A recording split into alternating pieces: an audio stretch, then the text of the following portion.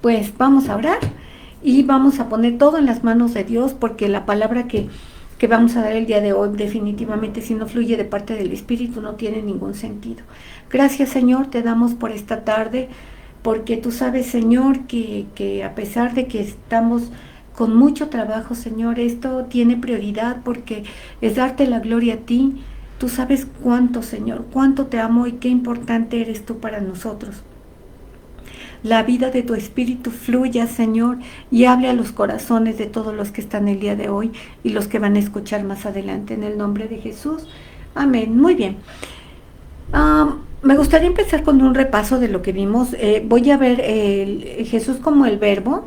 Antes que nada decirte que la primera clase, la clase 1, que estuvo muy muy buena, pero sí tenemos algunos problemas de audio porque fue en vivo, fue en la iglesia en vivo, y entonces de repente yo la estuve escuchando el otro día y veo que hay veces que no se escuchan bien algunos párrafos.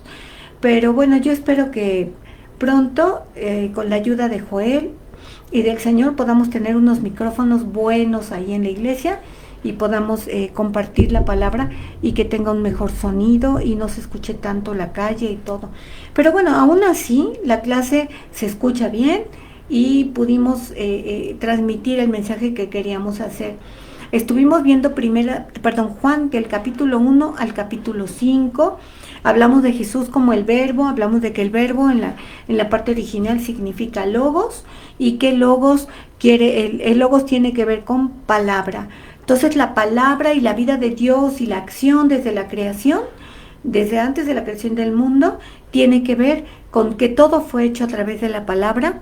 También a través de la palabra, en Él estaba contenido, Él era Dios. Eso es lo más importante. El fundamento de toda la enseñanza es que el verbo era Dios. ¿Y quién es el verbo? Es Jesucristo.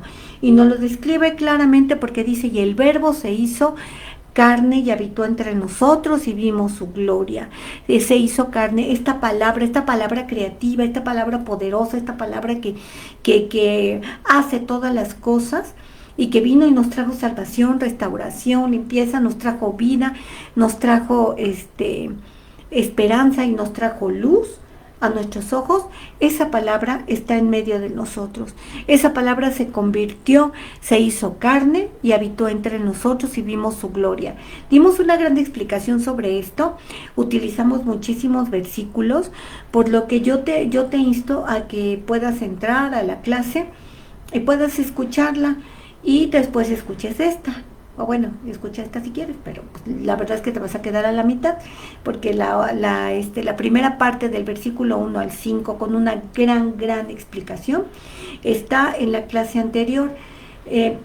La puedes ver de Facebook, pero te va a llevar a YouTube, porque la otra vez en Facebook nos cortaron la clase. El problema es que hoy no hubo manera de que yo me conectara directamente a YouTube.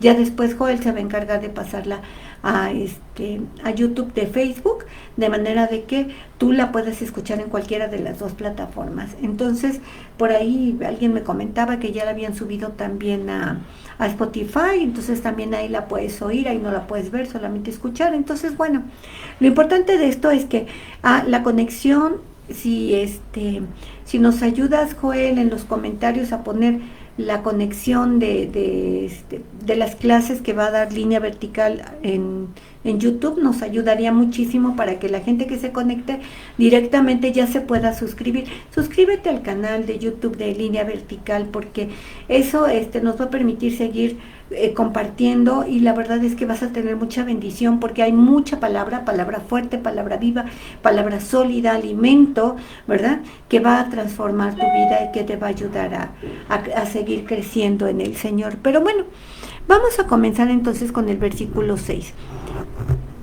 Desde el versículo 5 estamos hablando, me gustaría leértelo, ¿sale? Mejor, te voy a leer del 1 al 5, ya sin ninguna explicación.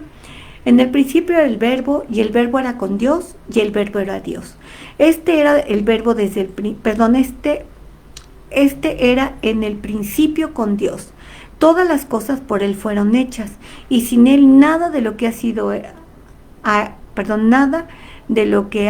hecho fue hecho. En Él estaba la vida, y la vida era la luz de los hombres. La luz en las tinieblas resplandece, las tinieblas no prevalecieron contra la luz. Muy bien, hasta aquí Hasta aquí nos está dando una descripción de lo que está sucediendo en el cielo, ¿sí? En el cielo dice que todas las cosas por Él fueron hechas, y lo sabemos, ¿sí? Todas las cosas en general, estamos hablando del mundo, de los planetas, del universo, estamos hablando de todas las cosas hechas por Él, ¿sí? Hablamos de que ni siquiera la mosquita más mínima, la hormiguita más chiquitita y el insecto que a veces ni se pueden ver, y bueno, las bacterias, vámonos a los átomos, todo eso que no alcanzamos a ver, todo eso fue hecho por Dios, y sin Él, nada, nada, nada de lo creado que tiene vida ha sido sin Él. Él hizo todas las cosas, Él se hizo carne, en Él estaba la vida, y la vida era la luz de los hombres. ¿Qué representa la luz? La luz representa el conocimiento y la capacidad de ver espiritualmente. Hablamos claramente de que la vida y la luz están unidas, son una la vida y la luz, y hablamos de la palabra Zoe, la vida espiritual, ¿sí? En Él estaba la vida, utiliza la palabra Zoe, que significa vida espiritual. La vida física es bios, ¿sí? Nosotros pues, nos reproducimos porque fue la orden que Dios le dio al hombre, que nos reprodujéramos y que los animales se reprodujeran y que todo mundo, ¿verdad? Aquí se reproduce y produce esa vida que es bios. Pero la vida espiritual solamente sale de Dios. La vida, recuerden que todos hemos pecado y todos estamos destituidos de la gloria de Dios. Desde el momento en que Adán cayó, con él nosotros nos fuimos como gordo en tobogán. Pero después de que Adán hizo que todo el mundo cayera y pereciera espiritualmente, viene Cristo. Y Cristo nos da vida espiritual. En Cristo nosotros resucitamos juntamente con Él. Sí, ya no vivo yo, más vive Cristo en mí. Lo que ahora vivo, lo vivo en la fe del Hijo de Dios. Nos está hablando de una vida espiritual que Él nos permite vivir y nos permite experimentar en Él. Entonces, eso es lo más importante de este versículo, que en Él estaba la vida, y la vida era la luz de los hombres. ¿Qué significa eso? Que cuando tú recibes a Cristo y cuando la vida de Dios está en ti, en ese momento tienes luz, en ese momento tienes comunicación con Él, en ese momento el Espíritu Santo puede revelarse a su vida.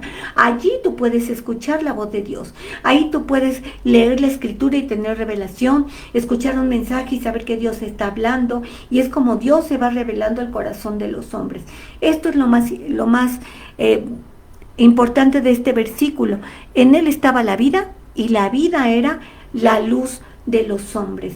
Dice, la luz en las tinieblas resplandece, y en las tinieblas no prevalecerán contra ella. Y hablamos de que la palabra prevalecer significa vencer, ¿sí? La palabra prevalecer en el original nos habla de que venció. La luz vence a las tinieblas, y eso es básico. Lo está explicando de una manera sumamente básica, no tiene tanto espiritual en este asunto de entender que si tú prendes un foco, tú prendes una lámpara, tú prendes tu celular, tú prendes lo que tú prendas que tenga luz en una oscuridad tremenda, en algo que está totalmente oscuro, ¿qué sucede? La luz inmediatamente, por pequeña que sea, por mínima que sea, vence a las tinieblas. ¿Y qué dice la Escritura? Lámpara es a mis pies, tu palabra y lumbrera a mi camino. ¿Qué significa eso? Lámpara es a mis pies. Está en el Salmo 119. Que cuando él está diciendo esto, el rey David está diciendo, es como, acuérdate que antes no había la luz que nosotros tenemos. Cuando tú pones una lámpara en tus pies, ellos lo que estaban poniendo es esas lámparas de aceite que podían prender y con las que ellos se alumbraban. Pero esa lámpara de aceite, dice que la palabra de Dios es como si tú pusieras una lámpara amarrada en tu zapato. Cuando tú pones una lámpara de aceite amarrada en tu zapato, no es igual que una lámpara de luz de 100 watts, ¿sí? Porque eso inmediatamente reflejaría prácticamente todo. Pero una lámpara de aceite en tu zapato, amarrada, ¿qué te va a alumbrar? El siguiente paso. El siguiente paso. Y luego el siguiente paso, y luego el siguiente paso. Su palabra no te trae un panorama completo. La palabra de Dios te va a alumbrar paso por paso que tú ya vayas dando. Cuando tú llegas a Cristo, tú no recibes una revelación tan grande del propósito de Dios, no recibes una revelación completa de las profundidades del Apocalipsis y de los profetas y de todo eso. Bueno, a veces ni con 20 años lo recibimos, ¿no? La verdad. Dice, pero ¿qué es lo que vas recibiendo tú cuando vas caminando en el Señor? Vas recibiendo una revelación de lo que tú debes de hacer al siguiente paso y al siguiente paso y al siguiente paso. Mucha gente yo la he oído hablar, yo la he oído orar. Señor, revélame tu propósito. Yo quiero saber qué propósito tienes en mi vida. Y yo, la verdad, yo sí quisiera saber cuántas personas Dios les ha revelado su propósito al 100%. La verdad es que siempre los propósitos, porque los propósitos no son de nosotros. El propósito no se va a cumplir en nosotros, el propósito de Dios ya está dado en nosotros. Y de hacer discípulos a todas las naciones, bautizándolos en el nombre del Padre, del Hijo y del Espíritu Santo. Pero, y hay veces que sí Dios le ha hablado a algunos misioneros y les ha dicho, te va a tocar ir a África.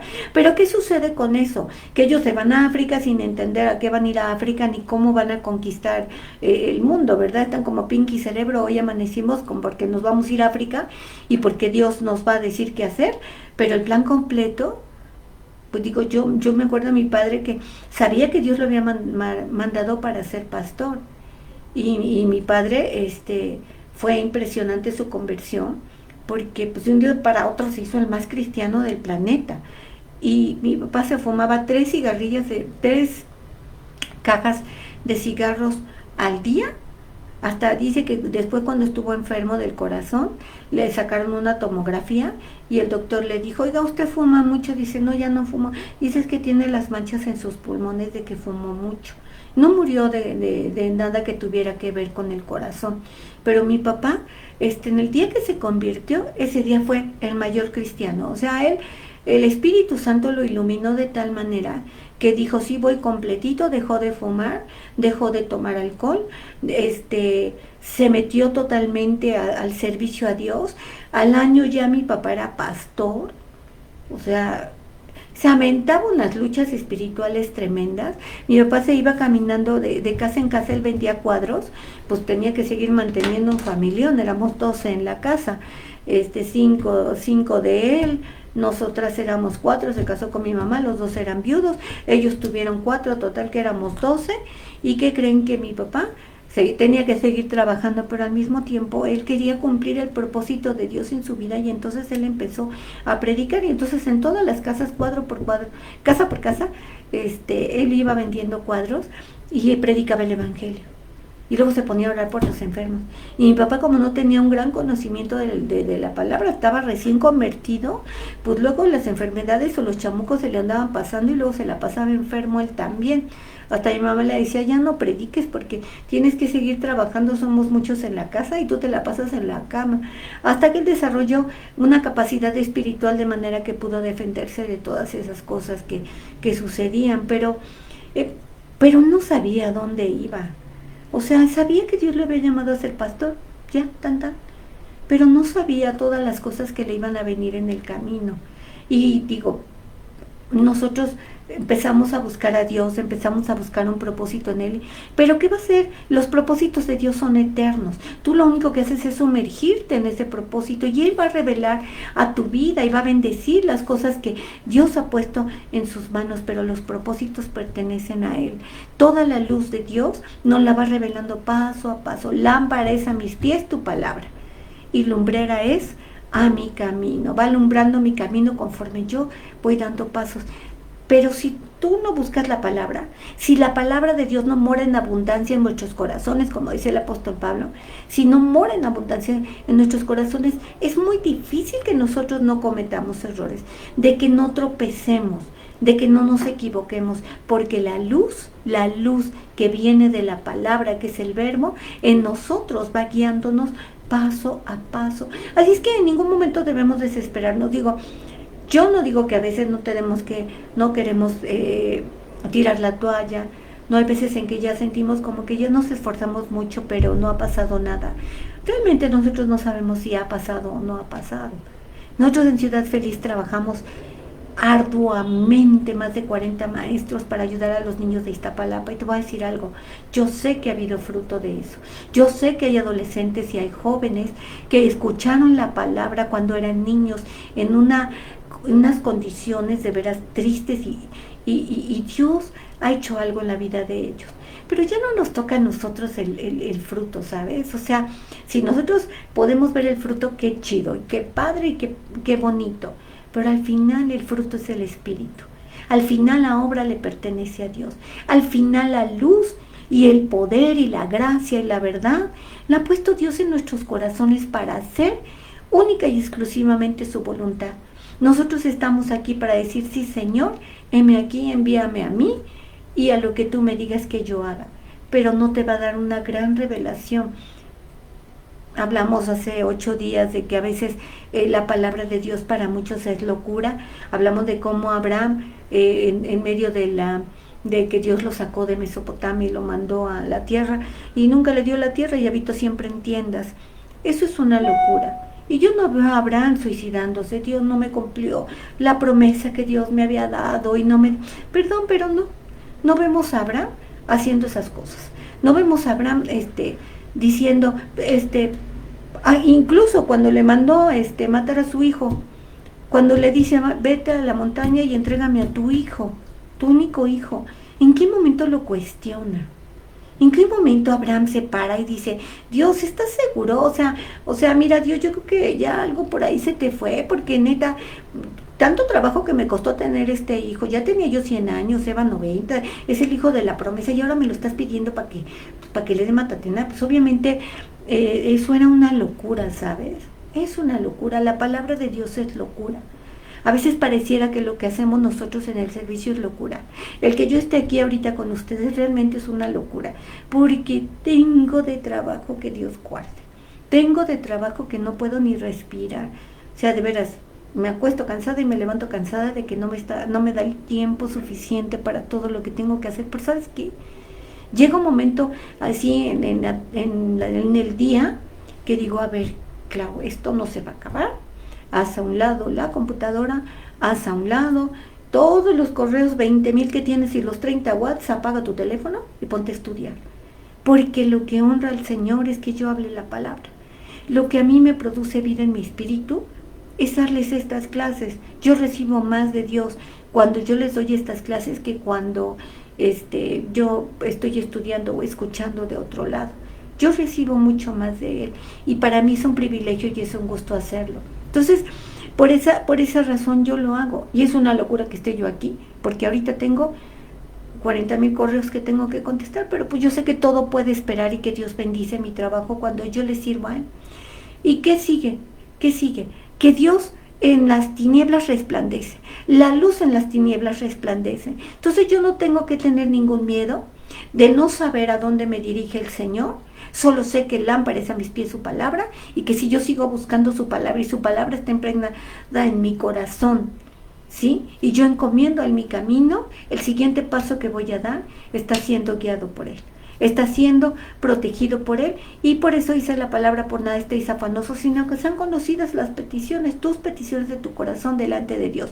Deleítate delante de Él. Eso nos habla de una vida de compromiso y de fe. Eso nos habla de una vida de entendimiento y de comunión con el Señor. Él tiene cuidado de nosotros. Aunque nosotros pareciera que el mundo se nos está viniendo encima, no está pasando nada.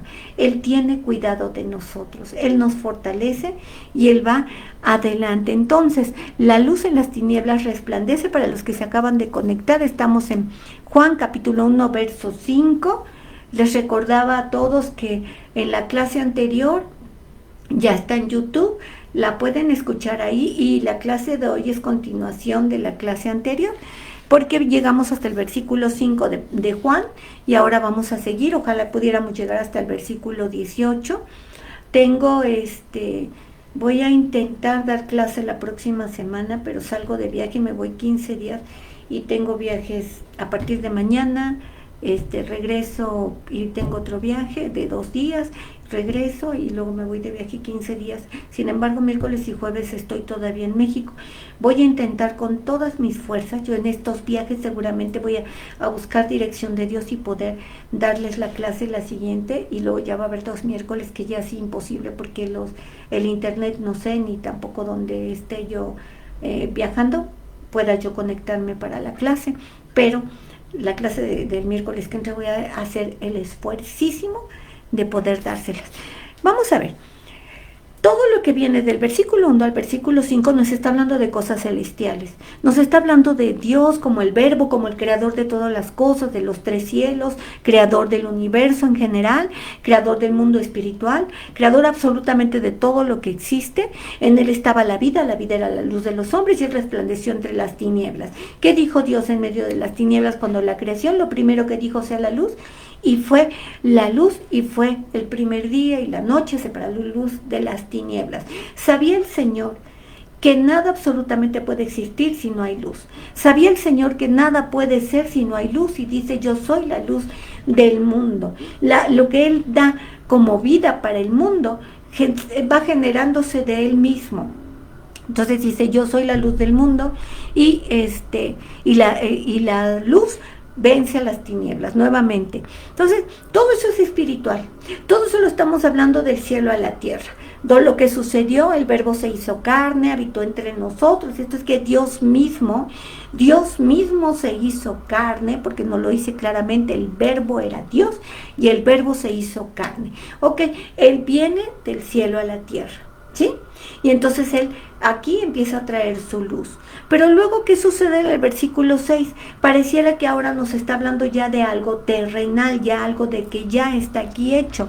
Hubo un hombre enviado de Dios, el cual se llamaba Juan.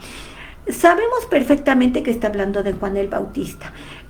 Juan, en todo el libro de Juan, nunca utiliza su nombre para hablar del mismo. Cuando habla de él como discípulo, solamente dice: el discípulo al que Dios amó, el discípulo amado, y el discípulo amado que se acostó en el pecho de Jesús.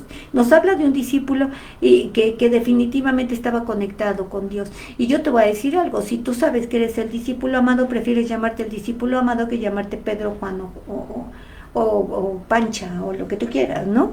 El discípulo amado, así es como él se describe. Entonces, nunca utiliza la palabra Juan. Entonces, cuando dice un hombre al cual un hombre fue enviado de Dios, el cual se llamaba Juan, ¿a qué Juan se está refiriendo? Se está refiriendo a Juan el Bautista, ¿sí? A él se está refiriendo, a Juan el Bautista, no está hablando de él mismo. Este hombre, Juan el Bautista, fue enviado de Dios. Juan el Bautista nació de una manera milagrosa, vivió de una manera milagrosa y tuvo una terrible muerte porque le cortaron la cabeza por culpa de una mujer que empezó a bailar. Que le bailó a Herodes y que le pidió la cabeza de Juan, ¿sí? Pero Juan vivió de una manera muy, muy, muy, muy milagrosa. Déjame decirte que él estaba predicho. ¿Se acuerdan cuando les expliqué cómo Isaías está en otro nivel y que la palabra de Isaías es algo que está fuera de todos los contextos de todos los profetas? Y entonces, cuando habla de Jesús, incluso habla de la muerte de Jesús y todo lo que sufrió en Isaías 53. O sea, nos habla de cuando utiliza el nombre de Ciro el Grande en Isaías 45 y Ciro nació 150 años después, pero nos da el nombre de Ciro con toda la descripción, y además le dice: mi siervo, y tú vas a ser el que vas a ayudar a restaurar el templo. Pues obviamente Ciro, cuando lo leyó, pues dijo: pues va, ¿no? Y entonces soltó la lana para que se construyera el templo, siendo que era un rey persa pagano que adoraba otros dioses. Pero fíjate que también Juan el Bautista está predicho aquí. Vamos a leer qué dice Isaías 43. Dice: voz que clama en el desierto, preparad el camino de Jehová, enderezad calzada en la soledad a nuestro Dios. Esto nos aparece en Mateo 3:3 también, o sea, ya es el cumplimiento. O sea, déjame ver si Mateo 3:3, que lo voy a leer rápidamente. Para la clase que venga ya voy a tener listos los versículos para que no me tarde tanto en buscarlos. Porque algunos de ustedes, como les dije el domingo, no leen su Biblia en en el libro, y entonces hay que decirles prendan su celular en lugar de abran su Biblia. Entonces yo voy a no prefiero usar el celular con la Biblia, porque mi Biblia está total y absolutamente rayoneada, marcada, con todos los colores que te puedas imaginar. Sin embargo, bueno, pues para encontrar los versículos rápidos a lo mejor vale la pena. Juan 3:3 dice, pues este es aquel de quien habló el profeta Isaías cuando dijo, voz que clama en el desierto, preparad el camino del Señor y enderezad sus sendas. Aquí Juan, el apóstol, se está bajando nuevamente a la tierra y está diciendo, bueno, ya estamos aquí en la tierra, ¿sí? Ya sabemos que el verbo se hizo carne y vemos todo eso sublime que está descrito del versículo 1 al 5, ¿sí? Pero fíjate que hubo un hombre que fue enviado de Dios, y se llamaba Juan el Bautista. ¿Para qué vino Juan el Bautista? Juan el Bautista, todo lo que habló fue de una manera milagrosa. Su nacimiento fue milagroso. Vamos a ver si lo encontramos en Lucas 1:17. Lucas 1:17, vamos a ver. Cuando Zacarías es llamado, Lucas 1:17, dice, el anuncio del nacimiento de Juan, de hecho deberías echarte todo el capítulo 1, pero dice, e irá delante de él con el espíritu y el poder de Elías para hacer volver los corazones de los padres a los hijos y de los rebeldes a la prudencia de los justos, para preparar para el Señor un pueblo bien dispuesto. Entonces, y dijo Zacarías al ángel, ¿en qué conoceré esto? Porque soy viejo y mi mujer es de edad avanzada. Y respondió el ángel y le dijo, yo soy Gabriel, que estoy delante de Dios y he sido enviado para hablarte y darte las buenas nuevas. Ahora quedarás mudo y no podrás hablar hasta el día en que aunque esto se haga, por cuanto no creíste mis palabras, las cuales se cumplirán en su tiempo. O sea, mira, Zacarías, eres un incrédulo, la neta, soy un ángel, soy el ángel Gabriel. Cualquiera se hubiera caído de espanto si se le presenta el ángel Gabriel. O sea, yo me acuerdo que a Daniel también se le presentó Gabriel y pues también estaba todo tirado y luego no podía ni reaccionar de la emoción de ver al ángel. Sin embargo, pues dice, ¿y en qué conoceré si ya estamos bien viejitos? O sea, la neta es que Dios puede tener los propósitos que quiera, pero no los puede cumplir en mí. ¿No te ha pasado eso? ¿No te ves en el espejo y dices, ¿de veras Dios querrá hacer algo con mi vida? Porque no sé ni siquiera yo qué hacer con la mía. Ando totalmente perdida en el espacio, y sin embargo Dios tiene un plan y Dios tiene un proyecto. Solo sumérgete en la palabra de Dios. Bueno, como sabemos que la palabra de las personas es creativa porque el Espíritu Santo está en ti, y esa palabra fluye y crea porque el verbo se hizo carne, este verbo es palabra, ¿sí? Esa palabra está dentro de nuestro corazón cuando lo hemos recibido. Entonces lo que salga de nuestra boca es creativo, es capaz de hacer, es capaz de crear y es capaz de hacer muchísimas cosas. Pero aquí, como Zacarías era un incrédulo, yo creo que el Señor dijo, yo ya tengo el propósito. Juan fue el enviado de Dios para preparar el camino del Señor, Juan el Bautista. Pero si se pone a hablar, va a regar todo el tepache. Entonces, ¿qué va a suceder? Que entonces a Zacarías lo dejó callado hasta que nació el niño. El día que el niño nació, vinieron y lo presentaron. Eso viene en la historia, todo esto lo puedes leer en Lucas 1, está bien bonita la historia del nacimiento de Juan el Bautista. Y cuando llegó con su esposa, que los dos ya eran dos ancianitos, el Señor le dijo, su nombre va a ser Juan, ¿sí? Juan significa el amado. Entonces, dice, su nombre va a ser Juan. Y cuando Zacarías fue su único hijo, cuando los que estaban allí, los que iban a bautizar al niño, bueno, más bien los que lo iban a circuncidar y lo iban a presentar, dijeron, oye, pero en tu familia no hay nadie que se llame Juan, ¿por qué le van a poner Juan? Eso lo dijo Elizabeth, prima de María, la mamá de Jesús. Eso quiere decir que Juan el Bautista era primo de Jesús. Y entonces ella dijo Juan. Entonces le dijeron a él, lo voltearon a ver, como pues él no podía hablar, y dice que le dieron una tablilla donde él escribiera el nombre y puso Juan, es su nombre. En el momento en que puso Juan es su nombre, en ese momento él pudo volver a hablar. Lo primero que hizo fue glorificar a Dios y darle la gloria por las cosas que habían pasado en su vida. Eso era una manera muy milagrosa en la que Juan el Bautista nació. Ya Juan tenía el Espíritu Santo.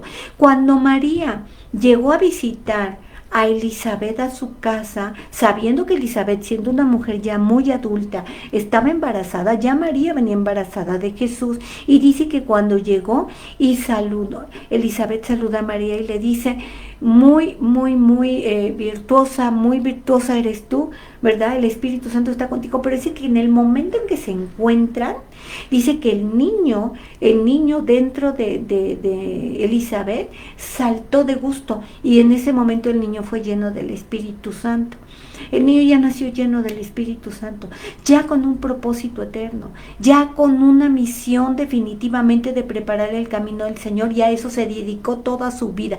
Era una voz que clamaba en el desierto, porque fue un ermitaño que vivió en el desierto. Dice la Escritura que él se vestía de pieles, y que él como Elías comía miel y comía esas cosas muy, muy sanas, pero de todas maneras él estaba en el desierto y solamente predicaba y preparaba el camino del Señor. Estaba preparando el corazón de los hombres para recibir al Señor. Vamos a regresarnos a Juan. Ya estuvimos viendo algunos versículos importantes. De hecho, déjate digo que también Malaquías nos profetiza eso, aunque la interpretación de Malaquías va en doble sentido, tiene una doble interpretación, porque nos habla tanto de la venida, de la segunda venida del Señor, que va a venir alguien con el espíritu de Elías, y también de la primera venida del Señor. Malaquías 3:1 dice: aquí yo envío mi mensajero, el cual preparará el camino delante de mí. Vendrá súbitamente en su templo el Señor a que vosotros buscáis, y el ángel del pacto a quien deseáis. Vosotros he aquí que viene, ha dicho Jehová de los ejércitos. Y en el 5 y 6 dice: he aquí yo os envío el profeta Elías antes que venga el día grande y terrible. Él hará volver el corazón de los padres hacia los hijos, y el corazón de los hijos hacia los padres, no sea que yo venga y hiera la tierra con maldición. ¿Qué está hablando de esto? Nos habla de un doble cumplimiento de la profecía. El avivamiento antes del gran día del Señor también va a venir. Les ha hablado mucho acerca de los testigos del aceite, les ha hablado mucho acerca de los testigos de los dos testigos en clases anteriores. Pues así igual, uno de ellos va a venir con el espíritu de Elías. De hecho, les expliqué que lo más seguro, por las condiciones que está, es que sea Moisés y que sea Elías. Por más que buscamos otra interpretación y queremos espiritualizar más esa palabra, está más que claro. Vendrá Moisés y vendrá Elías. Él hará volver el corazón de los padres a los hijos, y de los hijos a los padres. Ahorita, vaya que nos hace falta eso, ¿verdad? Los hijos están totalmente por otro lado, y los padres, bueno, están metidos en otras cosas. Yo les he platicado, o sea, como llegas a un restaurante y ponte a observar a la gente antes de que observes tu teléfono, porque definitivamente a veces llegamos al restaurante y lo primero que hacemos es agarrar el teléfono y no platicar con las personas. Pero a mí sí me gusta observar, y a veces veo a las familias completas, y toda la familia completa están, y nadie se habla, y nadie platica, y nadie están dispersos y profundos y metidos en un teléfono, y hemos olvidado la socialización incluso entre nosotros. Pero bueno, esto va a ser tan fuerte, la venida de este espíritu de Elías, que va a hacer volver el corazón de los padres a los hijos, y de los hijos a los padres. Sin embargo, eso fue lo mismo que se profetizó, ya lo leímos ahorita, con este profeta, con Juan el Bautista. Te quiero platicar que Malaquías fue el último profeta. Tenemos el libro de Malaquías, ¿sí? Y de allí hay un lapso de tiempo de casi 500 años entre Malaquías y el Nuevo Testamento, ¿sí? Entre el cierre del Antiguo Testamento y el Nuevo Testamento. No se escribió nada, absolutamente nada, de la palabra de Dios en un lapso de tiempo entre 400 y 500 años. Entonces no hubo ningún otro profeta. Después de Malaquías ya no encontramos absolutamente nada, ningún escrito, nada. Entonces, cuando llega Juan el Bautista definitivamente fue el primer profeta del Nuevo Testamento. El primer profeta que venía arrastrando todas las cosas todo el conocimiento, y venía con todo el power del Espíritu Santo para poder preparar el camino para que Jesucristo apareciera. Entonces, Juan está diciendo eso. Hubo un hombre enviado de Dios, el cual se llamaba Juan. Este vino para testimonio, para que diese testimonio de la luz, a fin de que todos creyesen en él. Miren, les voy a platicar. Cuando le hablaron a Herodes de Jesús, él pensó que, y de hecho, más bien, varios de ellos, de Herodes y de todos ellos romanos, le preguntaron, oye, ¿qué tú no eres la resurrección de Juan el Bautista? Creyeron que era él, o Jeremías, o ¿quién eres tú? ¿Quién eres tú? Pero algunos pensaban que era Juan el Bautista. Juan el Bautista se había convertido en una leyenda.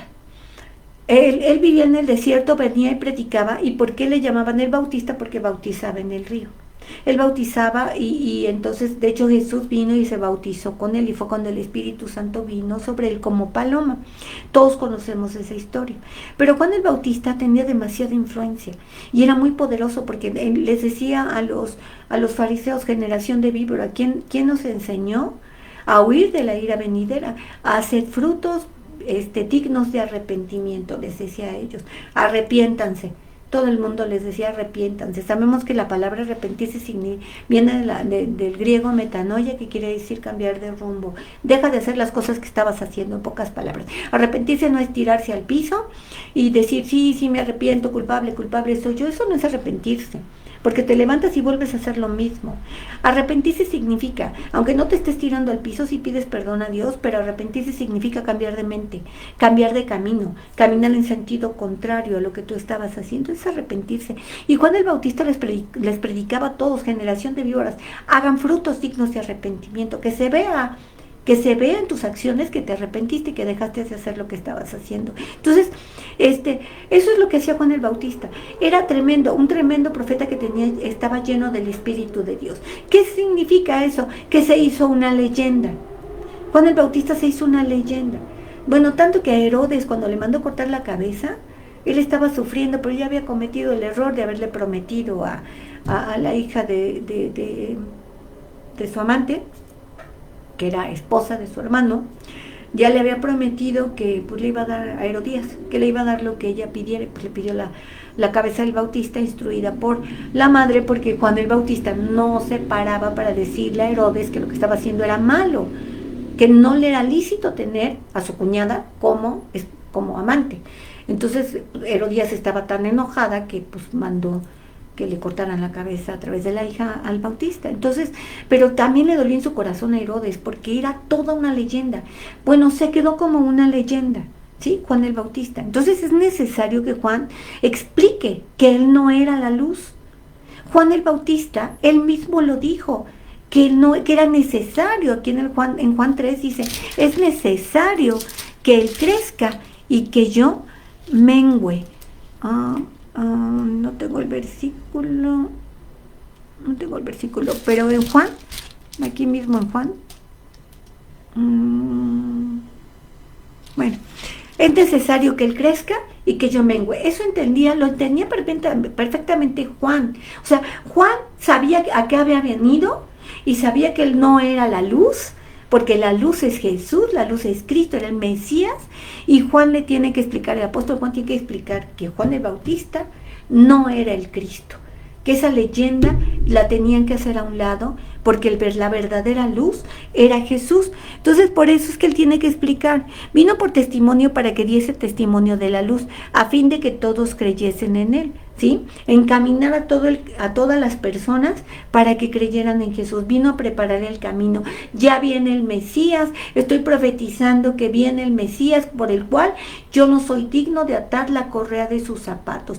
Cuando Jesús se mete al río Jordán para ser bautizado por Juan, él dice, no, Señor, yo necesito ser bautizado por ti, pero Jesús, humilde y sencillo, le dice, no, Juan, cálmate, no pasa nada, esto es para que se cumplan las escrituras. Entonces él se dejó bautizar. Y dice en el versículo 8, no era la luz, estamos en Juan 1, no era la luz, sino para que diese testimonio de la luz. A eso vino desde que nació hasta que murió. Se dedicó a dar testimonio de la luz. Aquella luz verdadera que alumbra a todo hombre venía a este mundo. ¿Cómo era la luz? Era una luz verdadera. No era una luz falsa, no era un falso profeta, no era un falso maestro como muchos quisieron hacerlo ver, no era un charlatán, era Jesús. Los testimonios acerca de que Jesús habitó esta tierra, de que Dios habitó esta tierra, son interminables. Son interminables los testimonios. En Jerusalén están marcadas las partes donde Jesús estuvo, ¿verdad? Estuvo, que luego la Iglesia Católica se apoderó de esas partes para hacer ahí iglesias, pero de alguna manera hay un testimonio de que Jesús nació en Belén de Judea, está ahí el lugar, después habitó en Galilea, después estuvo en Jerusalén hasta su muerte, está en el aposento alto. Cuando estuve allá, yo entré al aposento alto, y desde que tú entras al aposento alto, bueno, yo no sé los demás, pero yo empecé con la lágrima hasta acá. Hay lugares donde la presencia de Dios en Jerusalén es impresionante, se siente. Y los testimonios son muchos. O sea, la luz verdadera habitó entre nosotros. La luz verdadera, Jesucristo, el Hijo de Dios, la palabra, habitó entre nosotros. Se hizo carne para venir a darnos vida y traernos luz. ¿Cómo es posible que no lo podamos ver? Ahorita vamos a entender alguna de estas cosas, pero Él vino a este mundo. Él vino a este mundo, al mundo que Él había creado. El mundo que Él hizo, que lo encontramos en el versículo 3, todas las cosas por Él fueron hechas y sin Él nada de lo que ha sido hecho fue hecho. Y vino a este mundo. Dice la palabra que Él no sintió feo el ser igual a Dios como cosa que aferrarse, sino se despojó de sí mismo, haciéndose siervo, Filipenses 2, ¿verdad? Haciéndose siervo y con todas las limitantes que nosotros tenemos como humanos. Tuvo hambre, tuvo sed, tuvo sueño, se sintió cansado muchas veces. Yo no sé si alguna vez se sintió enfermo, no lo registra la Biblia, pero pues no sabemos si le dio alguna gripilla por ahí, yo no sé. El hecho es que Él estaba en el mundo y el mundo por Él fue hecho, pero el mundo no le conoció. Él vino, la luz verdadera que alumbra a todo hombre, venía a este mundo. ¿Cómo lo conocieron? El mundo no lo conoció. El Señor llegó a preguntar, ¿quién dicen los hombres que soy?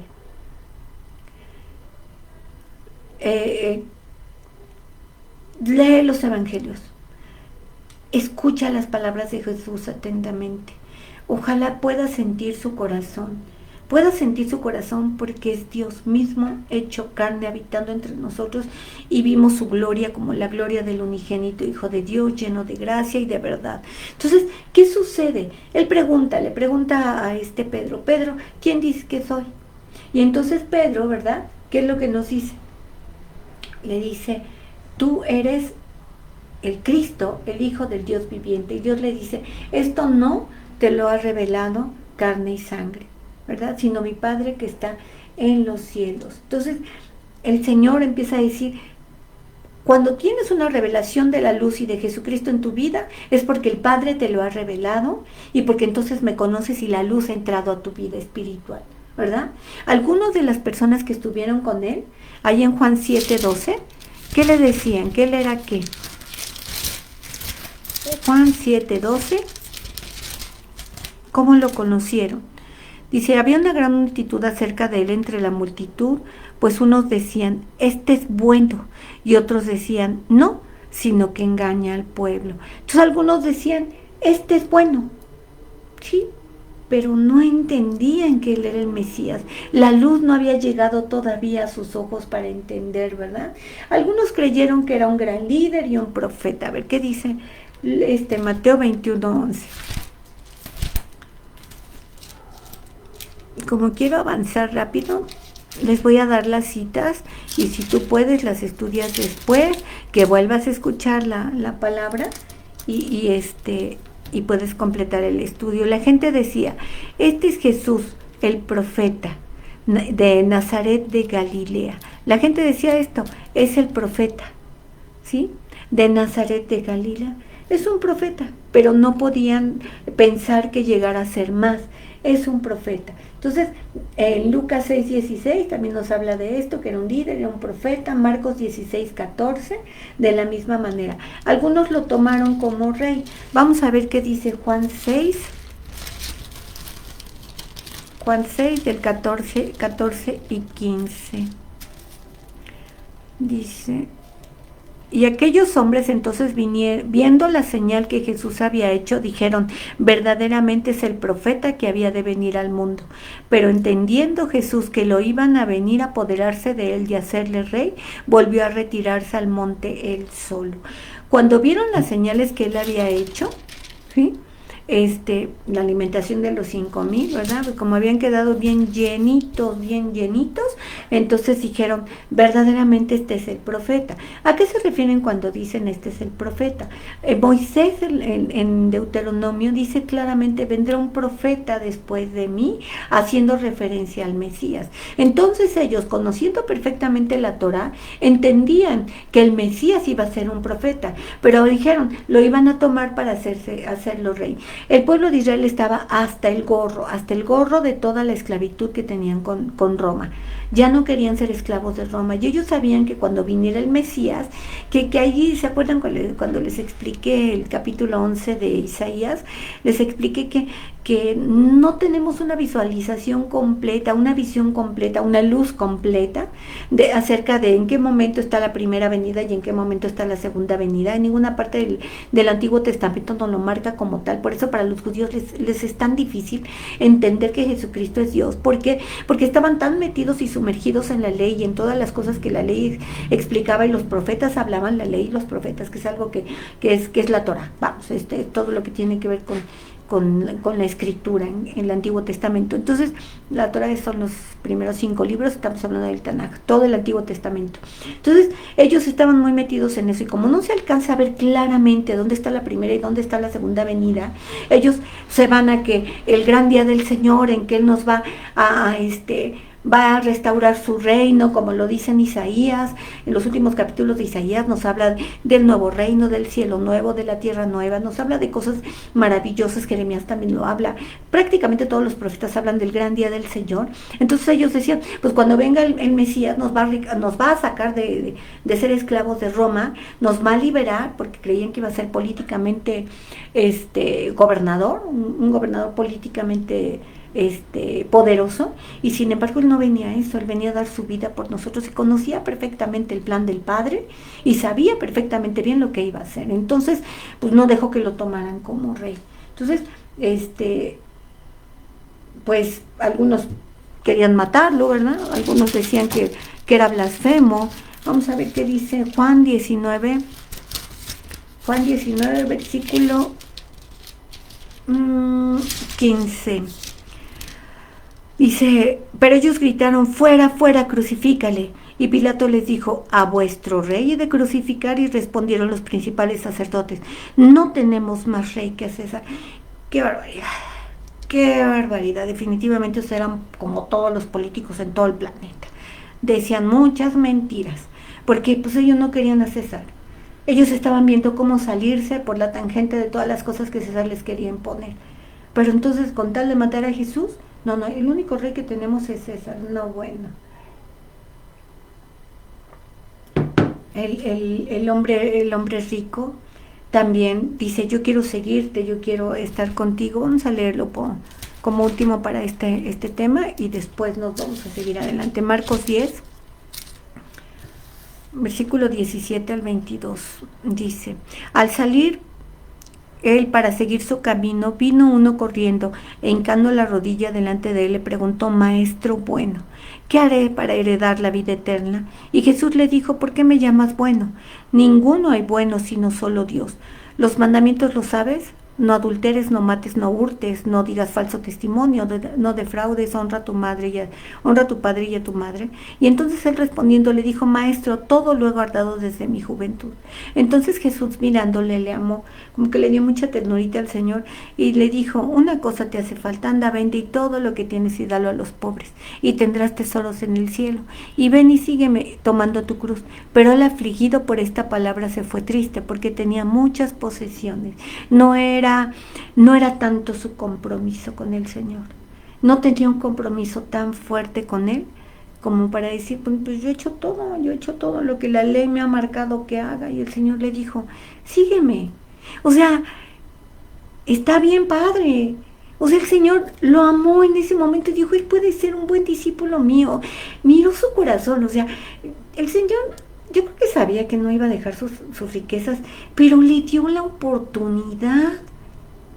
Muchos que venían con él, a los que sanó, les dijo, toma tu lecho y vete a tu casa y ya, ¿no? Al endemoniado gadareno, ve y vístete y ve y da testimonio. De hecho, se cree que la parte de griega, toda la parte de Turquía y todas esas zonas fueron evangelizadas por el endemoniado gadareno, que formó una tremenda iglesia entre los griegos después de que se convirtió. Todo eso es tradición que predican, pero a lo que voy es que tenía 12 discípulos y le dio la oportunidad al joven rico de ser su discípulo, de andar con él. Oigan, eso no lo tenía solo 12 discípulos, por Dios. Fue al único que le dijo, ven y sígueme. Pero él amó más sus riquezas que a Dios. Él amó más sus riquezas a Dios. Pero pues, está bien bonito cuando lo ve, lo mira y dice que lo amó en ese momento. Y dijo, sí, vente acá conmigo, vente para que camines conmigo. Pero pues no quiso. Ahora sí que no tuvo esa oportunidad. Perdió la máxima oportunidad de haber caminado con Dios en esta tierra, en fin. Y nosotros. Algunos, mal plan, fueron muy hostiles con él.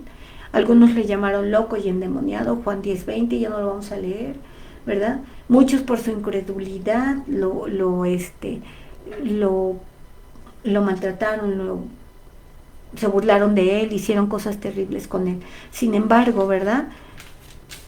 Él vino a la tierra, ¿sí? Él vino a la tierra y le dio a todos la oportunidad. Así como el joven rico, a todos les dio la oportunidad. Y dice en el versículo 10, otra vez vamos a Juan, vamos a tratar de terminar. ¿Cómo andamos de tiempo? Andamos bien, 10 minutos, le vamos a echar ganas. Dice, más todos los que dice, el del mundo estaba y el mundo por él fue hecho, pero el mundo no le conoció. El mundo, ya lo vimos ahorita, ¿quién es? Es el profeta. No hay luz, no entiendo. Dice, a lo suyo vino y los suyos no le recibieron. A lo suyo, no dice a los suyos, a lo suyo vino. ¿Qué es lo suyo? Lo suyo es su pueblo. Lo suyo es el pueblo que él había creado. Él vino a los judíos, ¿sí? Cuando vino la mujer Sirofenicia, cuando vino la mujer Sirofenicia y le dijo que sanara a su hija, él dijo, yo no puedo porque el pan es para los hijos, yo he sido llamado a las ovejas perdidas de Israel, he venido a rescatar a las ovejas perdidas de Israel. Y dijo, sí, dice, pero aún los perrillos comen de las migajas que se caen, deja que caiga un poquito de milagro para que sane esa mi hija. Y dijo, no he visto tanta fe en Israel como en ella, y su hija fue sana, ¿sí? Pero el Señor claramente sabía que había venido. Él había venido a predicarle al pueblo de Israel a lo suyo, ¿sí? A lo suyo, porque desde Abraham, Isaac, Jacob, él se creó un pueblo santo, un pueblo de reyes y sacerdotes, gente santa, y él fue mandado a ellos. Y él lo entendía perfectamente, vino a lo suyo, pero ¿qué crees? Que los suyos no les recibieron. Entonces, ahorita ya vimos un montón de versículos a donde no lo recibieron. Dice, pero entonces se abre el panorama, mas a todos los que les recibieron, a los que creen en su nombre, les dio potestad de ser hechos hijos de Dios. A los que les recibieron. ¿Qué dice Juan 3:16? Cree en el Señor Jesucristo y serás salvo tú y toda tu casa. ¿Sí? Juan 3, bueno, el 15 al 17, lo vamos a leer, del 15 al 17. Porque de tal manera amó Dios al mundo, que ha dado a su Hijo unigénito, para que todo aquel que en él cree no se pierda, mas tenga vida eterna. Porque no envió Dios al mundo para condenar al mundo, sino para que el mundo sea salvo por él. Lo suyo es el mundo, y el mundo no le recibió. Dice que el mundo no le conoció. Dice, el que cree en él no es condenado, pero el que no cree en él ya ha sido condenado, porque no ha creído en el nombre del unigénito Hijo de Dios. ¿Qué te trae la salvación? Creer en Jesucristo. No que seas re buena persona, no que seas la persona más dadivosa del mundo y que tengas el corazón de Teresa de Calcuta. Eso no te hace salvo. No te hace salvo que seas la que le llevas las tortas allá a la oficina a todo el mundo, porque eres bien buena persona. Eso no te hace salvo. No te hace salvo que seas el mejor padre, el mejor abuelo, el mejor tío. Eso no te hace salvo. ¿Qué te hace salvo? Lo único que te hace salvo es creer en el Hijo unigénito de Dios. Todo en el que cree en él no se pierda, mas tenga vida eterna. Nos da muchos testimonios. Ya les hablé de muchos que no creyeron, de muchos que creyeron que era bueno, que era profeta, que era rey, ¿sí? Pero sí vemos dentro del pueblo de Israel gente que creyó en él. Pedro creyó en él, ¿sí? Tú eres el Cristo, el Hijo del Dios viviente. Natanael en Juan 1:48, después de que le dijo, porque te vi abajo de la higuera, ¿has creído? Y entonces él dijo, Señor mío, Dios mío. Aún Tomás con todo y que Tomás era el incrédulo, después de que dijo, si no viera las heridas en sus manos, no creeré. Y cuando el Señor le dice, mira, Tomás, mete tu mano en mis heridas. Entonces dice que en ese momento Tomás le dijo, Señor mío y Dios mío. Señor mío y Dios mío. Hizo una confesión de tú eres mi Señor y eres mi Dios. ¿Somos capaces de hacer eso todos los días?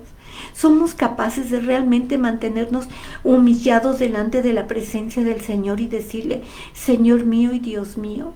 ¿O necesito ver sus heridas? ¿O necesito que me caiga un rayo para entender que Él es Dios?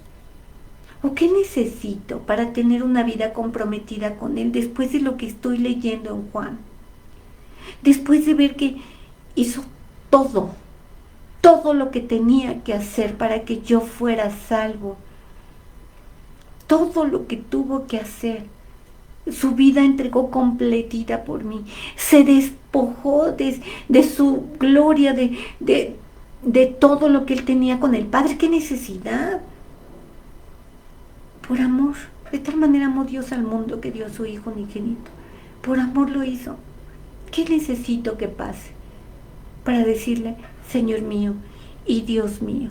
Dice, en el mundo estaba, el mundo por Él fue hecho, pero el mundo no le recibió. A los suyos vino y los suyos no le recibieron.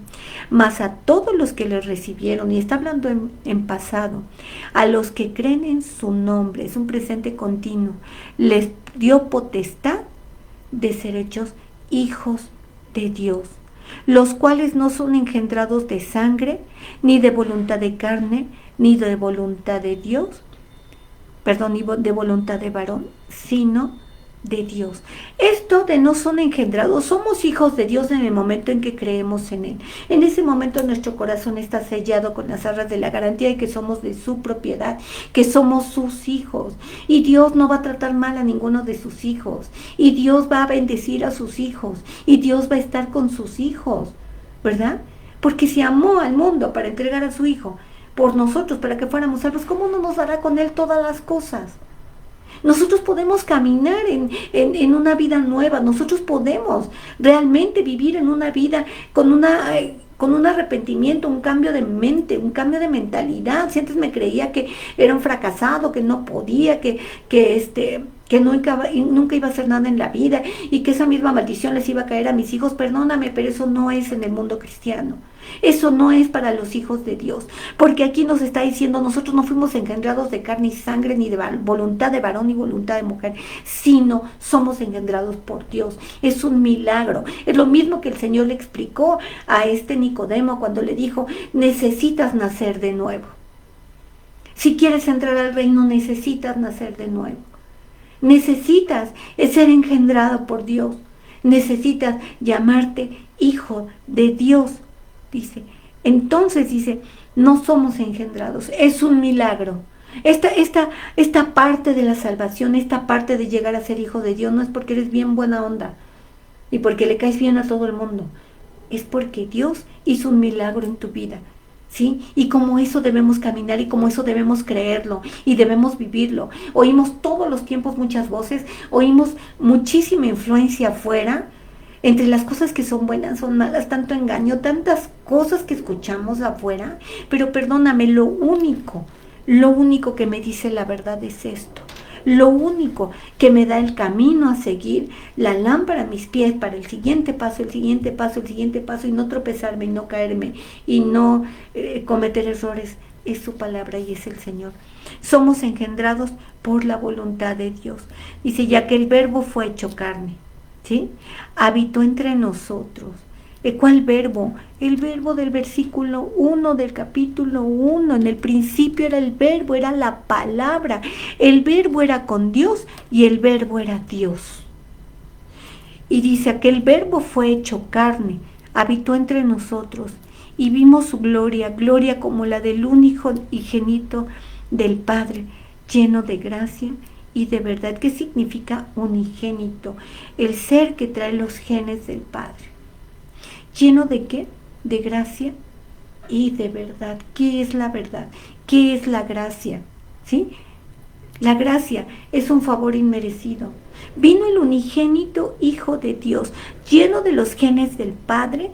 Vimos su gloria. ¿Por qué? Porque levantó muertos a Lázaro, a la hija de Jairo, sanó enfermos, ciegos, un ciego de nacimiento. Yo te he explicado miles de veces que a lo mejor se puede operar alguna ceguera que ha venido creciendo, pero un ciego de nacimiento, perdón, no tiene las conexiones que van con el cerebro, no tiene, a lo mejor ni siquiera tiene ojos, retinas, yo qué sé, lo que le puede pasar a un ciego de nacimiento. O sea, ¿cómo reconstruyes un ciego de nacimiento? ¿Sí? Ni con inteligencia artificial, quién sabe más adelante, pero ahorita no. Entonces, ¿qué sucede? Vimos su gloria, la gloria del unigénito. Qué dureza de corazón de los hombres al ver las cosas que Jesús hacía, la humildad con la que vivía. Alimentó 4,000, alimentó 5,000 con 5 panes y 2 peces. Vimos su gloria. El testimonio de su vida está más que claro, lleno de gracia, lleno de misericordia, lleno de amor y de verdad. Todo lo que él habló fue verdad. Hay algo que al Señor nadie le puede reprochar. En él no hay absolutamente nada de pecado. ¿Qué dice Juan 8:46? Ay, ya, ¿me dan 5 minutos? 5 minutos y ya, para que les explique, para que termine. 8:46 dice, 8:46, ¿quién de vosotros me redarguye de pecado? Pues si digo la verdad, ¿por qué vosotros no creéis? Dice la verdad. Él dice la verdad.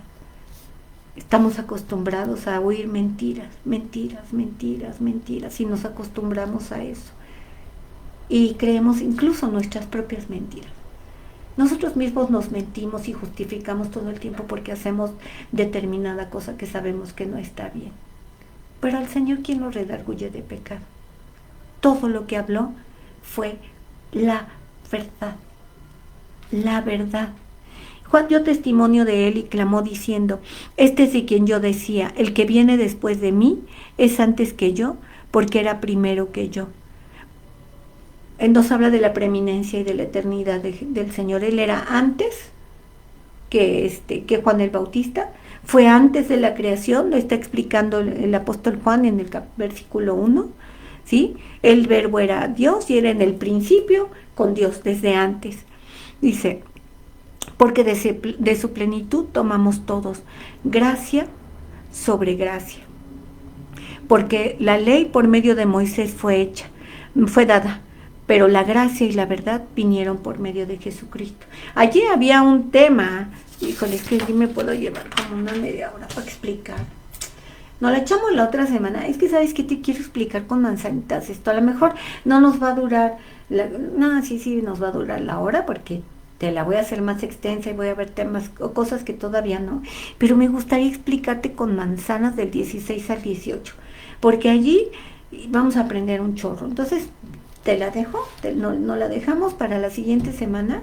Quiero agradecerte mucho todo el esfuerzo por estar aquí y pues vamos a darle gracias a Dios que su palabra penetre en nuestro corazón, porque mira, yo me emociono y de veras te juro que siento mucho la presencia de Dios cuando te lo estoy diciendo, porque eso es en lo que está basada nuestra fe, porque Él es todo. Y miren, de veras, el domingo, después del domingo, bueno, yo el domingo tuve un ataque muy feo del enemigo, en la madrugada empecé a tener fiebre, al otro día no me pude levantar de la cama, o sea, tenía un montón de chamba y tuve que chambear ratitos en la cama y ratitos me dormía, me cayó como una debilidad. Yo creo que fue un ataque del enemigo, la neta, porque hubo mucha presencia de Dios. Yo, sabes, siento la presencia de Dios y ya sé que después hay cosas que suceden, pero sabes, esto yo no lo cambio por nada. No lo cambio por nada porque la vida de Dios en nosotros es otra cosa. La vida de Dios transforma, la vida de Dios llena el corazón, la vida de Dios es nuestra esperanza. Y que esa vida y esa luz en nuestros corazones, la luz en tu corazón pueda seguir y puedas entender. Busque esa sabiduría que solamente viene de lo alto. Dile al Señor que te hable, porque cuando el Señor habla a tu corazón, eso transforma. Y mira, ¿sabes qué? No lo cambias por nada lo cambiamos. Gracias, Señor, por tu palabra, gracias por lo que estás haciendo, Señor. Bendice, oh Dios, a cada uno de los que escuchan tu palabra y haz lo que tienes que hacer, Señor. Yo los bendigo en el nombre de Jesús y yo te pido, Señor, que esta palabra penetre en nuestros corazones, porque esto es el verdadero evangelio. Esto es, Señor, un evangelio que a veces nosotros lo vemos tan liviano o lo vemos de una manera tan X, Señor. Sin embargo, es tan terriblemente profundo, Señor. Tú eres profundo.